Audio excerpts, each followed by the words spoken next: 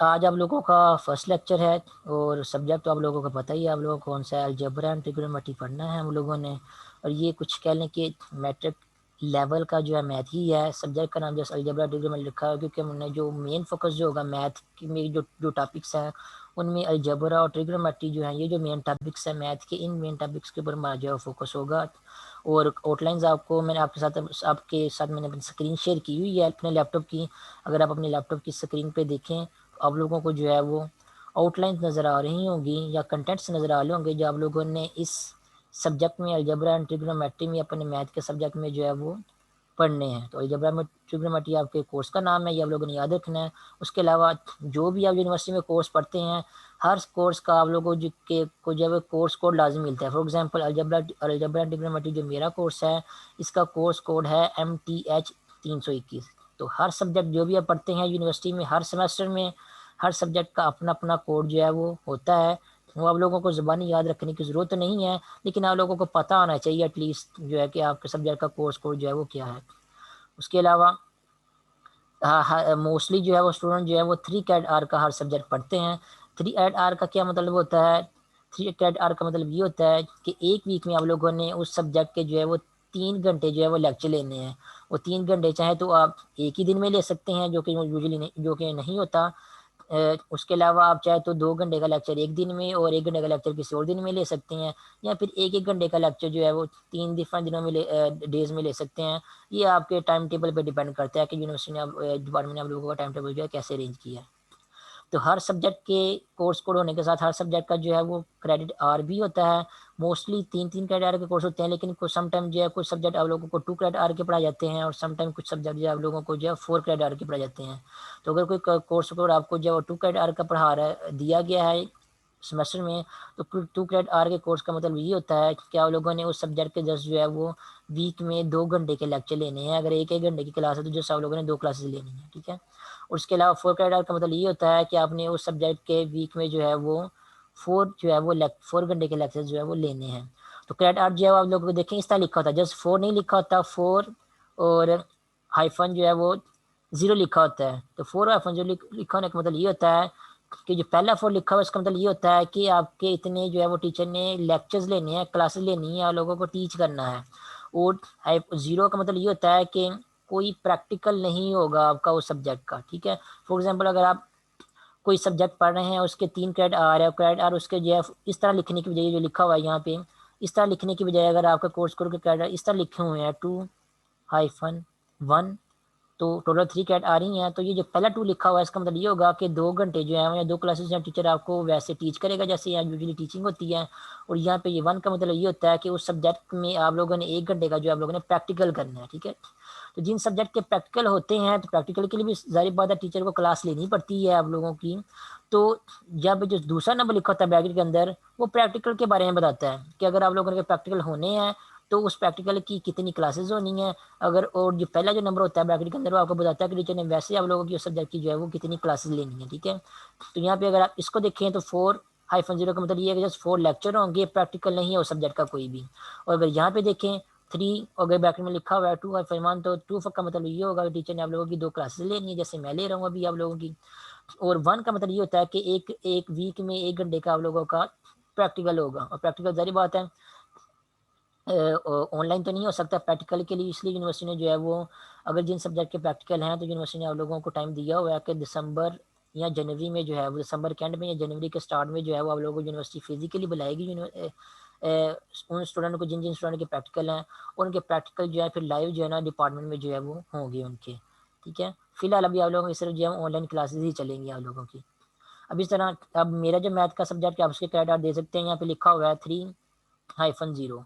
अब मैथ में क्योंकि प्रैक्टिकल कुछ भी नहीं होते, कोई टेस्ट वगैरह नहीं करने होते हम लोगों ने, तो मैथ के कोई प्रैक्टिकल नहीं होते, इसलिए जस्ट यहाँ पे 3 FN के साथ बाद जो 0 लिखा हुआ है। और पहले 3 का मतलब ये है कि 3 कैटेगरी का कोर्स है और तीनों ही जो है वो लेक्चर्स ही हो गया आपके, इस तरह क्लास वाइज टीचर आपको पढ़ाएगा, आपका कोई प्रैक्टिकल जो है वो नहीं होगा। ये तो था थोड़ा सा आपके सब्जेक्ट्स के बारे में इन जनरल बातें जो यूनिवर्सिटी आपको पढ़ाती है।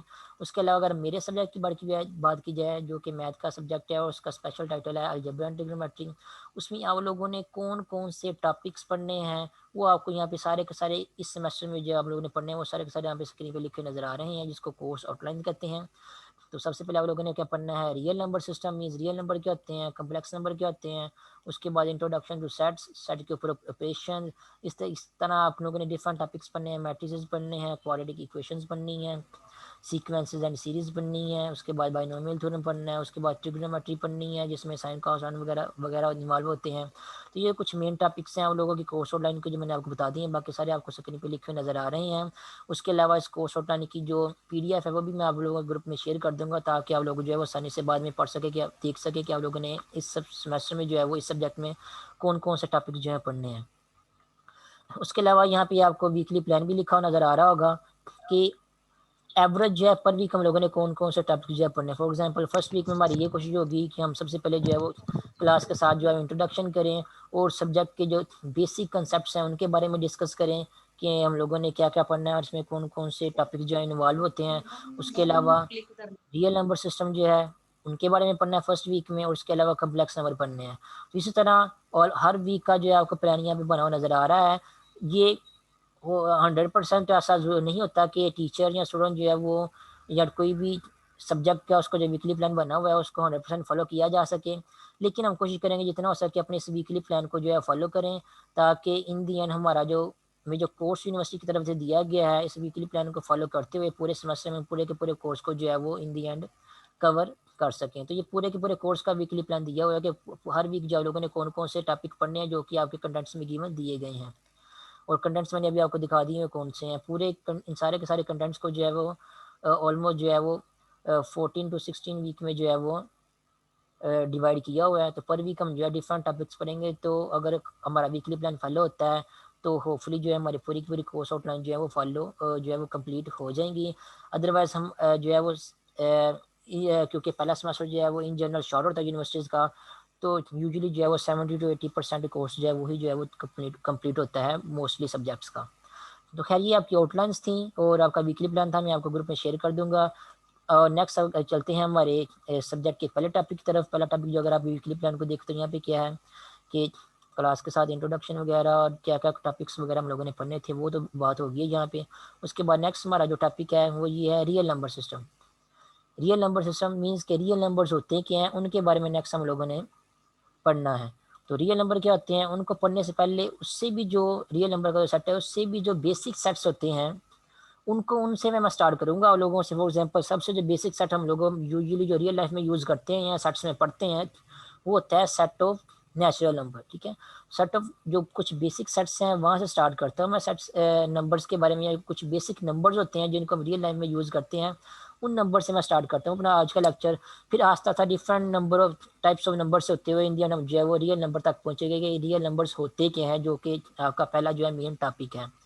तो सबसे पहले बात करते हैं यहाँ पे नेचुरल नंबर की कि नेचुरल नंबर क्या होते हैं। नेचुरल नंबर वो नंबर होते हैं जिनको आप यूजुअली जो है वो आम रूटीन में डेली लाइफ में ऑब्जेक्ट्स को जो है वो या कह लें कि चीज़ों को जो है वो काउंट करने के लिए जो है वो यूज़ करते हैं। ठीक है, तो फॉर एग्जांपल जब भी अगर आपसे कहा जाए कि गिनो कि ये कितने रुपए हैं, या ये कितने नंबर ऑफ जो है वो टॉयज़ हैं, या कितनी किताबें हैं, या कितने रूम्स हैं किसी कह लें कि किसी घर में, तो गिनने के लिए आप लोग जो बेसिक स्टार्टिंग में जो यूजुअली नंबर यूज़ करते हैं वो है 1 2 3 4। कि अगर आपको गिनने के लिए कोई चीज़ दी गई है तो ज़ाहिर बात है वो या तो 1 होगी या 2 होगी या 3 होगी, एंड सो ऑन, कुछ भी नंबर हो सकते हैं। तो जो बेसिक नंबर जो रियल लाइफ में आप यूजुअली यूज़ करते हैं काउंटिंग के लिए, ऑब्जेक्ट्स को गिनने के लिए, उन नंबर्स को अगर देखा जाए तो वो नंबर कौन से हैं 1 2 3 4 and so on, in numbers को हम कहते हैं नेचुरल नंबर।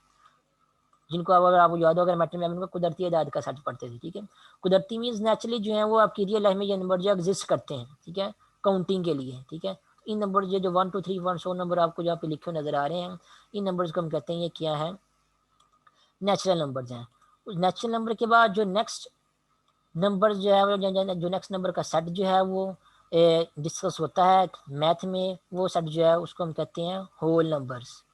होल नंबर्स कौन से होते हैं, होल नंबर होते हैं 0 1 2 3 4 and so on. Whole number के सेट को जो है वो कैपिटल सेट कैपिटल डब्ल्यू से डिनोट करते हैं। जो सेट ऑफ नेचुरल नंबर होता है उसको कैपिटल एन से डिनोट करते हैं। तो होल नंबर्स कौन से होते हैं? 0, 1, 2, 3, 4, 5, 6 एंड सो ऑन। ठीक है, ये है set of whole numbers.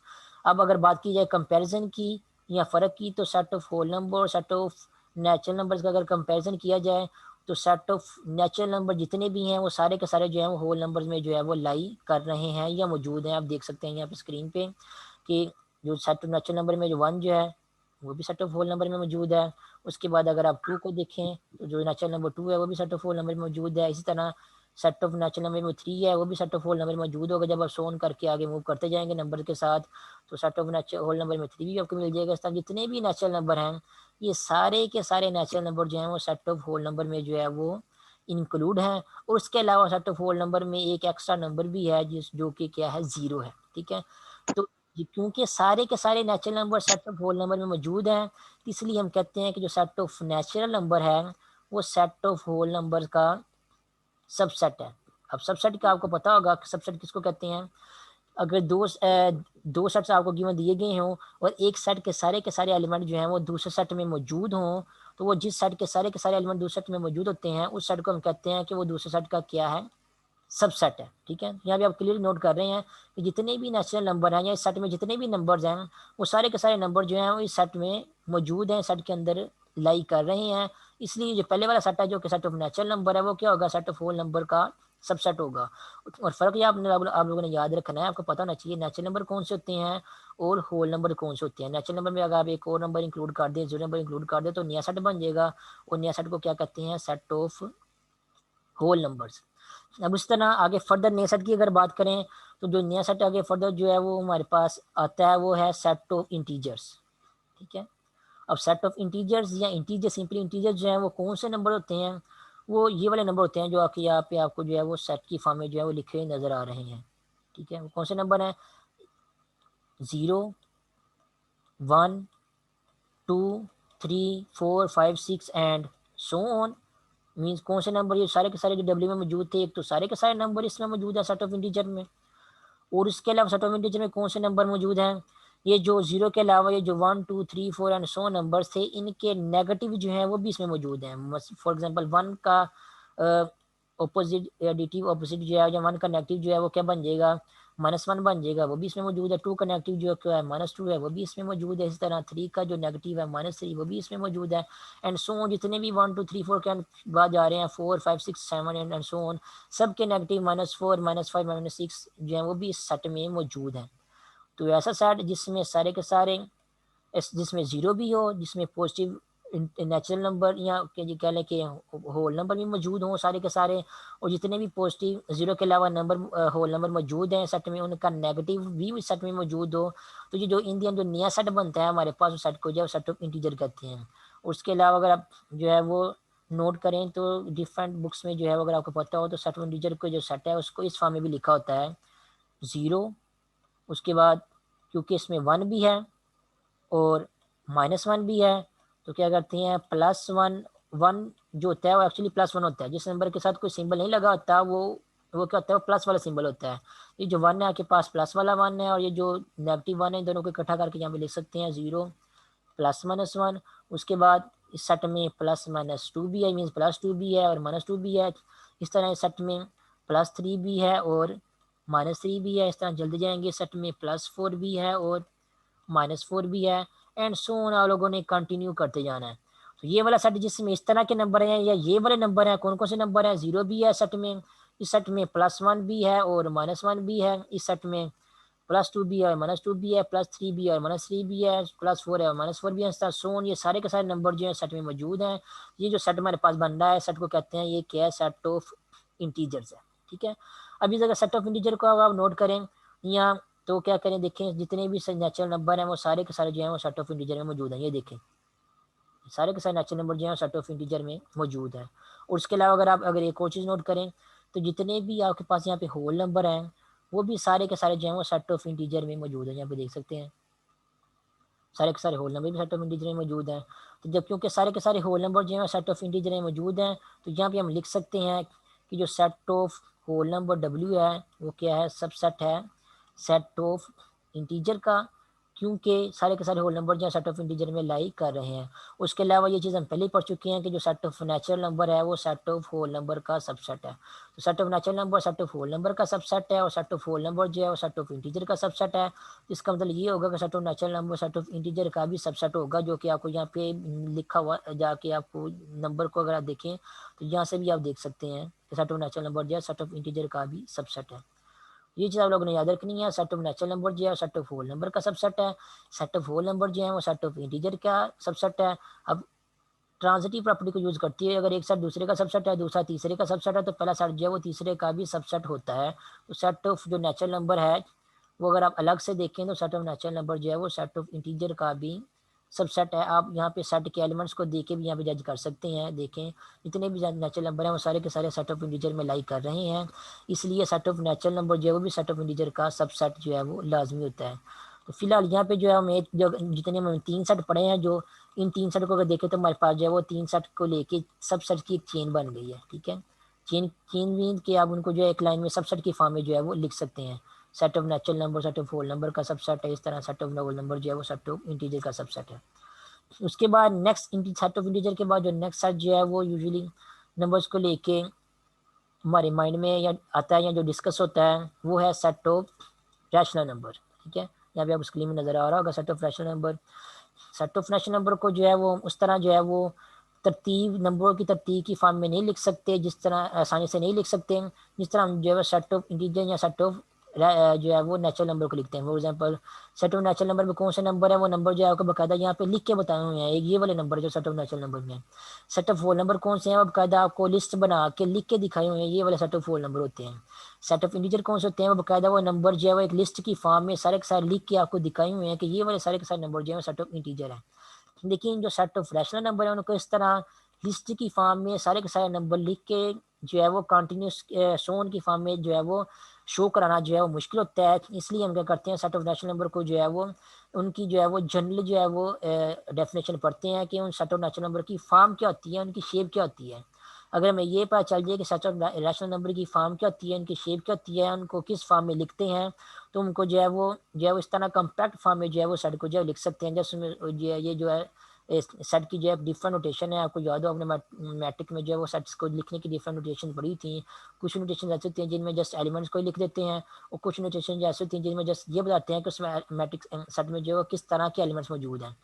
For example अगर एक मैं सेट लिखता हूँ, इस सेट का नाम जो है मैं यहाँ पे रख देता हूँ, फॉर एग्जाम्पल ए रख देता हूँ, और इस सेट में मैं एलिमेंट्स लिखता हूँ। यहाँ पे सेट में कौन से एलिमेंट्स हैं, सेट में एलिमेंट्स हैं 1 2 3। तो ये मैंने एलिमेंट्स इस सेट में 3 एलिमेंट्स थे 1 2 3, और मैंने लिख के बता दिए सेट में एलिमेंट्स जो हैं वो 3 है, और कौन से 1 2 3 है। उसके अलावा इस सेट को जो है मैं किसी और फॉर्म में भी लिख सकता हूँ, और जिस जो फॉर्म जो है वो भी यही बताएगी सेट में तीन एलिमेंट्स है 1 2 3, लेकिन लिखने का तरीका जो है वो थोड़ा डिफरेंट होगा। फॉर एग्जाम्पल मैं कहता हूँ एक सेट ए है जिसमें एक एलिमेंट है एक्स है, और एक्स के ऊपर क्या कंडीशन है, एक्स के ऊपर ये कंडीशन है कि एक्स जो है वो एक तो नेचुरल नंबर में से बिलोंग कर रहा है। ठीक है, और दूसरा एक्स के ऊपर ये कंडीशन है कि 1 लेस और इक्वल टू एक्स है, और एक्स लेस और इक्वल टू 3 है। तो ये एक सेट मैंने लिखा है, ये सेट वही लिखा है जो मैंने जो ऊपर सेट लिखा हुआ ये वाला दोनों सेट जो है वो सेम ही है, बस लिखने का तरीका जो है डिफरेंट है। ठीक है, ये सेट क्या बता रहा है, सेट में 1 2 3 3 एलिमेंट हैं, और ये सेट जो है ये भी यही बता रहा है कि सेट में 3 एलिमेंट्स है। कैसे बता रहा है मैं भी आपको बताता हूँ कि सेट कह रहा है इसमें एलिमेंट्स है एक्स है। एक्स कौन से एलिमेंट्स है, एक्स क्या है, नेचुरल नंबर है। और नेचुरल नंबर कौन से नेचुरल नंबर, वो नेचुरल नंबर है जो 1 और 3 के इक्वल है या 1 और 3 के दरमियान में है। तब आप लोग अगर सेट ऑफ नेचुरल नंबर के ऊपर जाएं और देखें तो वो कौन से नंबर हैं जो 1 और 3 के इक्वल हैं या 1 और 3 के दरमियान में आते हैं। तो अगर सेट ऑफ नेचुरल नंबर में अगर हम जाएं यहाँ पे, तो यहाँ पे आप देख सकते हैं सेट ऑफ नेचुरल नंबर में आप देखें तो 1 और 3 के इक्वल नंबर और 1 और 3 के दरमियान जो नंबर है, क्योंकि एक्स दरमियान में लिखा हुआ है, वो नंबर कौन से हैं आप देखें, ये नंबर भी 1 के इक्वल है, और ये नंबर 3 के इक्वल है, और इनके दरमियान में नंबर क्या 2 है। तो ये वाले जो 3 नंबर है ये क्या है, जो 3 नंबर है ये यहाँ तो 1 और 3 के इक्वल है इनमें से कुछ नंबर, और यहाँ वो 1 और 3 के दरमियान वाले नंबर है। तो जो जो नंबर नेचुरल नंबर 1 और 3 के इक्वल है या 1 और 3 के 1 और 3 के दरमियान में है, उन सारे नंबरों को जहाँ पे हमें इकट्ठा करके सेट में लिख देना है। तो हमें कौन से नंबर मिले हैं नेचुरल नंबर में, जो एक और तीन के इक्वल है या एक और तीन के दरमियान है, वो नंबर है 1 2 3, ठीक है। तो सेट को लिखने के डिफरेंट तरीके हो सकते हैं। आप जो है वो बाकायदा वो नंबर लिख के बता सकते हैं कि सेट में कौन से नंबर हैं, या फिर उस नंबर के बारे में इंफॉर्मेशन दे के बता सकते हैं कि वो नंबर जो है वो उसके ऊपर क्या कंडीशन है और कौन से सेट में से बिलोंग कर रहा है। जैसे मैंने यहाँ पे ये कंडीशन बताई थी कि सेट में जो नंबर है वो नेचुरल नंबर में से बिलोंग करने वाले नंबर्स हैं। और नंबर के ऊपर ये कंडीशन है कि वो नंबर जो हैं वो यहाँ एक और तीन के इक्वल हैं और यहाँ तो एक और तीन के दरमियान में। यहाँ पे जो है वो ये सिंबल जो है इक्वालिटी के सिंबल को डिनोट कर रहा है। और 1 लेस और इक्वल टू एक्स और लेस और इक्वल थ्री का मतलब ये है कि एक्स जो है वो एक और थ्री के दरमियान में कहीं है या उनके आपस में इक्वल है। तो एक और थ्री के दरमियान वाले नंबर या उनके जो इक्वल नंबर होते हैं वो नेचुरल नंबर में कौन से होते हैं, वो 1 2 और 3 होते हैं।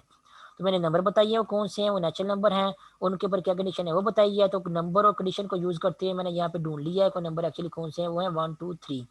तो नंबर को का जो सेट होता है उनको लिखने के डिफरेंट तरीके होते हैं। अगर जो है वो ऐसे नंबर का सेट आप लिख रहे हैं जिनको आप डिफरेंट जो है वो अलग अलग करके लिख के आसानी से शो करा सकते हैं, जैसे मैंने यहाँ पे लिखा हुआ है, तो आप उनको वैसे लिख लें, वो अच्छा होगा, समझने में आसानी होगी। लेकिन कुछ नंबर का सेट ऐसा होता है जिनको हम इस तरह जो है अलग अलग जो है वो लिख के जो है वो नहीं बता सकते। फिर उनको बताने के लिए फिर हम जो है वो कोई और जो है वो वे चूज करते हैं। फॉर एग्जाम्पल ये वाला वे जो है वो यहाँ पे मैंने नंबरों को 1 2 3 4 को डायरेक्टली जो है सेट के अंदर नहीं लिखा हुआ, लेकिन ये बता दिया है कि वो जो नेक्स्ट नंबर में वो वाले जो है इस सेट में वो वाले नंबर्स हैं जो नेचुरल नंबर में से बिलोंग कर रहे हैं और 1 और 3 के इक्वल हैं या 1 और 3 के दरमियान में है। तो ऑटोमेटिकली आपको पता चल जाएगा कि वो नंबर जो है वो कौन से हैं। तो सेट्स को लिखने के जो है वो डिफरेंट तरीके हो सकते हैं। जो नेचुरल नंबर और होल नंबर और रियल नंबर हैं उनको हम जो है वो इस तरह जो है अलग अलग नंबर की फॉर्म में जो है वो रिप्रेजेंट करके जो है उनका सेट बना के जो है वो लिख सकते हैं, जैसे ये लिखे हुए हैं नेचुरल नंबर, होल नंबर और इंटीजर। लेकिन जो सेट ऑफ रैशनल नंबर है उसमें जो नंबर आते हैं उनको हम जो है वो होल नंबर या नेचुरल नंबर की तरह अलग अलग सारे के सारे नंबर लिख के जो सेट बना के उस फॉर्म में जो है वो नहीं लिख सकते। तो उसको जो है फिर किसी और फॉर्म में लिखेंगे। किसी फॉर्म में कैसे लिखेंगे, हम ये बताएंगे कि सेट ऑफ रैशनल नंबर जो है वो होते किस तरह के हैं या उनके ऊपर क्या कंडीशन होती है, ठीक है। यहाँ पे आपको सेट ऑफ रैशनल नंबर का एक सेट लिखा हुआ नजर आ रहा है और यहाँ पे इसमें बताया कि सेट ऑफ रैशनल नंबर में कौन से एलिमेंट होते हैं। सेट ऑफ रैशनल नंबर में जो है वो एक्स एलिमेंट होते हैं। अब एक्स के ऊपर क्या कंडीशन है, एक्स के ऊपर क्या कंडीशन है कि एक्स पी ओवर क्यू की फॉर्म में होना चाहिए, ठीक है। मीन इस तरह बटे की फॉर्म में होना चाहिए, पी ओवर क्यू की फॉर्म में होना चाहिए, ठीक है। तो एक्स जितने भी पी और क्यू की फॉर्म के नंबर हैं वो इस सेट एक्स में क्यू में मौजूद होंगे। और उसके अलावा पी और क्यू के ऊपर एक और एक्स्ट्रा कंडीशन है कि आपका पी और क्यू जो है वो सेट ऑफ इंटीजर में से होना चाहिए। मीन्स यहाँ पे आप लोगों ने जब पी और क्यू नंबर लिखना है तो यहाँ पे ऊपर वाला जो पी नंबर है और जो नीचे वाला पी नंबर है ये क्या होना चाहिए, इंटीजर होना चाहिए। मीन्स 0 भी हो सकता है, +-1 भी हो सकता है, +-2 भी हो सकता है, +-3 भी हो सकता है, कुछ भी हो सकता है। और उसके अलावा एक और एक्स्ट्रा कंडीशन ये है कि जो क्यू है आपका वो नॉट इक्वल टू 0 होना चाहिए। क्यू कौन सा नंबर है कि ये जो डिनोमिनेटर में लिखा हुआ है, बटे में लिखा हुआ है, ये क्यू जो है वो ये नॉट इक्वल टू 0 होना चाहिए। तो इस तरह के जो भी नंबर होंगे उनको रैशनल नंबर होंगे। फिर मैं रिपीट कर दूँ, रैशनल नंबर कौन से नंबर होते हैं, ऐसे नंबर जिनको हम जो है वो पी ओवर क्यू की फॉर्म में लिख सकें। और पी और क्यू के ऊपर क्या कंडीशन है, पी और क्यू के ऊपर ये कंडीशन है कि ये क्या होना चाहिए, इंटीजर होना चाहिए। और उसके अलावा एक एक्स्ट्रा कंडीशन ये है कि आपका जो डिनोमिनेटर में क्यू है वो क्या होना चाहिए, वो नॉट इक्वल टू 0 होना चाहिए। तो इस तरह के जो भी नंबर आपको लिखे नजर आ रहे होंगे उन नंबर को हम कहते हैं वो क्या है, रैशनल नंबर है। फॉर एग्जाम्पल अगर आप अपनी स्क्रीन पे देखें तो आपको स्क्रीन पे जो है कुछ नंबर जो है वो एज एग्जाम्पल जो है लिखे हुए नजर आ रहे होंगे। फॉर एग्जाम्पल ये देखें 1/2। 1/2 क्या है, ये देखें पी और क्यू की फॉर्म में ही है, ठीक है, इसी फॉर्म में ही है, ठीक है। और उसके अलावा पी और क्यू के ऊपर क्या कंडीशन दी कि वो इंटीजर में से होना चाहिए। तो आप देख सकते हैं यहाँ पे 1/2 में जो आपका पी की जगह जो नंबर लिखा हुआ है वो क्या लिखा हुआ है, वो 1 लिखा हुआ है, वो भी एक इंटीजर है। और क्यू की जगह जो नंबर लिखा हुआ है वो 2 लिखा हुआ है, वो भी एक इंटीजर है। तो ये वाली कंडीशन पूरी हो रही है। उसके अलावा एक एक्स्ट्रा कंडीशन कौन सी होती है कि आपका जो क्यू है, जो बटे वाला नंबर है या जो डिनोमिनेटर है वो नॉट इक्वल टू 0 होना चाहिए। तो 1/2 में आपका जो क्यू वो 2 है। अब देख सकते हैं आपका जो 2 है वो आपको बताइए वो क्या है, वो नॉट इक्वल टू 0 है, मीन 0 की इक्वल नहीं है। इसका मतलब ये जो 1/2 लिखा है मैंने पी और क्यू की फॉर्म में, इसमें पी और क्यू क्या है, दोनों इंटीजर हैं और जो आपका डिनोमिनेटर है वो नॉट इक्वल 0 है। इसका मतलब ये जो नंबर मैंने लिखा है ये नंबर क्या है, ये रैशनल नंबर है, ठीक है। उसके अलावा और भी एग्जाम्पल यहाँ पे लिखिए। फॉर एग्जाम्पल 2/3 को देख लें। 2/3 भी आपके पास जो है वो एक रैशनल नंबर है। क्यों रैशनल नंबर है, क्योंकि इसको हम पी और क्यू की फॉर्म, ये पी और क्यू की फॉर्म में लिखा हुआ है। पी और क्यू के हैं दोनों आपके पास जो है वो इंटीजर है, यानी कि 2 और 3 के हैं दोनों इंटीजर ही हैं। और आपका जो डिनोमिनेटर है 3 जो है वो नॉट इक्वल टू 0, ये भी आपके पास भी क्या बन जाएगा, ये भी एक रैशनल नंबर बन जाएगा। और उसके अलावा फाइव, फाइव भी रैशनल नंबर है। फाइव रैशनल नंबर क्यों है कि फाइव को भी हम जो है वो पी और क्यू की फॉर्म में लिख सकते हैं। फाइव को हम लिख सकते हैं 5/1। ये क्या बन गई है, पी और क्यू वाली फॉर्म जो है बन गई है, ठीक है। तो पी और की फॉर्म यहाँ पे पी क्या है आपके पास, पी आपके पास जो है वो 5 है, और यहाँ पे क्यू आपके पास क्या है, क्यू आपके पास वो 1 है, जो कि क्या है वो नॉट इक्वल टू जीरो ही है। वो आपको क्लियरली पता ही है कि 1 नॉट इक्वल टू जीरो ही होता है, जीरो की इक्वल नहीं होता। तो 5 को क्योंकि हम पी और क्यू की फॉर्म में लिख सकते हैं, 5 को हम लिख सकते हैं 5/1।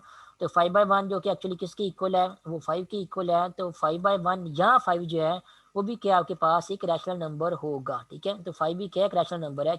और लोगों ने ये नहीं कहना कि सर देख 5 जो है वो इस तरह पी और क्यू की फॉर्म में तो लिखा ही नहीं हुआ, तो ये रैशनल नंबर कैसे हो गया। तो जो अगर ये पी और क्यू की फॉर्म में नहीं लिखा हुआ तो इसको हम पी और क्यू की फॉर्म में लिख सकते हैं। कोई भी नंबर जिसको हम पी और क्यू की फॉर्म में लिख सकते हैं, और पी और क्यू के ऊपर ये कंडीशन हो कि पी और क्यू जो है वो दोनों जो है आपके इंटीजर्स हों, और जो डिनोमिनेटर वाला इंटीजर है वो नॉट इक्वल टू जीरो हो, तो उस नंबर को हम रैशनल नंबर ही कहते हैं, चाहे वो, ठीक है। तो 5 को हम पी और क्यू की फॉर्म में लिख सकते हैं, इसलिए 5 भी क्या है आपका रैशनल नंबर है। 2/3, 1/2 ये भी आपके पास क्या है रैशनल नंबर की एग्जांपल है। इसके अलावा आप खुद भी अपनी जो है वो अपनी तरफ से खुद भी जो है ना रैशनल नंबर के बहुत सारी एग्जाम्पल जो है लिख सकते हैं। फॉर एग्जाम्पल -2/5, ये भी क्या है एक रैशनल नंबर है। क्यों रैशनल नंबर है, क्योंकि पी की जगह क्या है, पी की जगह भी एक इंटीजर है, -2 इंटीजर होता है, आपको पता है मैंने बताया था इंटीजर कौन से नंबर होते हैं। और उसके अलावा जो डिनोमिनेटर में 5 है वो भी क्या है कि इंटीजर है। तो पी और क्यू दोनों इंटीजर हैं, और उसके अलावा जो डिनोमिनेटर में आपका इंटीजर लिखा हुआ है वो क्या है नॉट इक्वल टू जीरो है, इसलिए ये जो मैंने 2 और 5 लिखा है ये क्या है, ये भी आपके पास एक रैशनल नंबर है। उसी तरह अगर मैं एक नया कोई और इंटीजर नंबर लिखता हूँ, फॉर एग्जाम्पल 7/0, तो ये नंबर भी पी और क्यू की फॉर्म में लिखा हुआ है, लेकिन ये नंबर जो है वो रैशनल नंबर नहीं है। क्यों रैशनल नंबर नहीं है, क्योंकि आप देखें तो मैंने रैशनल नंबर की डेफिनेशन क्या बताया, आपका पी और क्यू जो है वो इंटीजर होना चाहिए। तो यहाँ पे पी भी क्या है वो भी इंटीजर है, और क्यू जो है वो भी आपके पास क्या है एक इंटीजर ही है।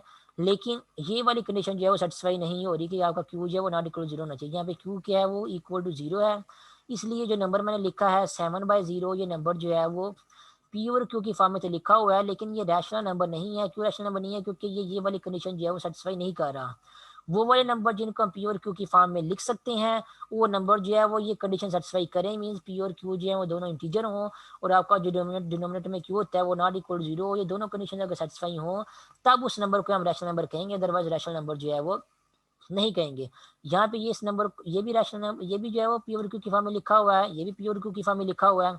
यहाँ पे भी जो है वो दोनों पी और क्यू इंटीजर है, यहाँ पे भी दोनों पी और क्यू इंटीजर है, लेकिन यहाँ पे जो है वो आपका क्यू जो है वो नॉट इक्वल टू जीरो है, ठीक है।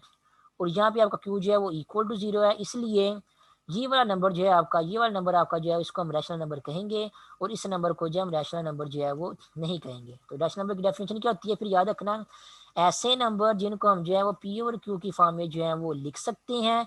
पी और क्यू जो है आपके दोनों जो है वो इंटीजर्स होने चाहिए, और उसके साथ साथ जो आपका डिनोमिनेटर में क्यू होता है वो नॉट इक्वल टू जीरो होना चाहिए। फिर ऐसे नंबर को हम जो है वो रैशनल नंबर कहेंगे, अदरवाइज नंबर को हम रैशनल नंबर जो है वो नहीं कहेंगे, ठीक है। तो ये थी रैशनल नंबर की डेफिनेशन, ऐसे नंबर जिनका पी और क्यू की फॉर्म में लिख सके, पी और क्यू इंटीजर हो, क्यू आपका नॉट इक्वल टू जीरो हो। उसके बाद नेक्स्ट जो डेफिनेशन है वो है इरेशनल नंबर की, इरेशनल नंबर कौन से होते हैं। तो अगर आपको इरेशनल नंबर पता है कौन से होते हैं, तो आपको इरेशनल नंबर को भी जज करना जो ज़्यादा मुश्किल काम नहीं है। इरेशनल नंबर कौन से होते हैं, ऐसे नंबर जिनको इस तरह पी और क्यू की फॉर्म में जो हम जो है वो ना लिख सकें, उन नंबर को हम जो है वो रैशनल नंबर कहते हैं, ठीक है। ऐसे number, the numbers which cannot be expressed as a ratio quotient of integers are called rational number, ठीक है। तो सॉरी irrational नंबर, तो irrational नंबर कौन से होते हैं, ऐसे नंबर जिनको हम पी और क्यू की फॉर्म में यानी कि इंटीजर और इंटीजर की फॉर्म में ना लिख सकें, उन नंबर को जो irrational नंबर कहते हैं।